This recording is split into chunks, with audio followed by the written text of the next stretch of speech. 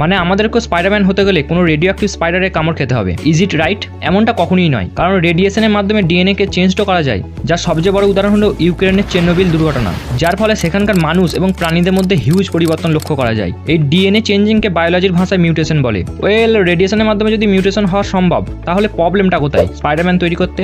Problem হলো রেডিয়েশনের different phase DNA different কোডনকে চেঞ্জ করে। এই কোডন হলো ডিএনএর মধ্যে উপস্থিত 3টি নিউক্লিওটাইড সিকোয়েন্সের সমষ্টি, যা অ্যামিনো অ্যাসিড তৈরি করতে সাহায্য করে। মানে আমাদের দেহের উচ্চতা, colour hair, body colour, eye colour, এই সব ডিএনএ কন্ট্রোল করে। মুভিতে দেখানো হয় ডিএনএ চেঞ্জ হয়ে পিটার স্পাইডারম্যান হয়ে যায়, এমনটা একেবারেই ফিকশনাল সিন। বাস্তবে কোনো মানুষের ডিএনএর মধ্যে থাকা কোডনকে চেঞ্জ করে মাকড়সার ডিএনএর মতো করা, যার জন্য মানুষ স্পাইডারম্যানের পাওয়ার পাবে, এটা খুবই কমপ্লেক্স আর আনরিয়েলিস্টিক ব্যাপার। আর সবথেকে বড় কথা হলো ওই এক্সপেরিমেন্টের কার উপর করবে, কারণ প্রত্যেকটা দেশে মানুষের উপর এক্সপেরিমেন্ট করা নিষিদ্ধ। আর একবার যদি ধরেও নিই মানুষের ডিএনএ কে চেঞ্জ করে স্পাইডারের ডিএনএ অ্যাটাচ করা সম্ভব, কিন্তু মিউটেশন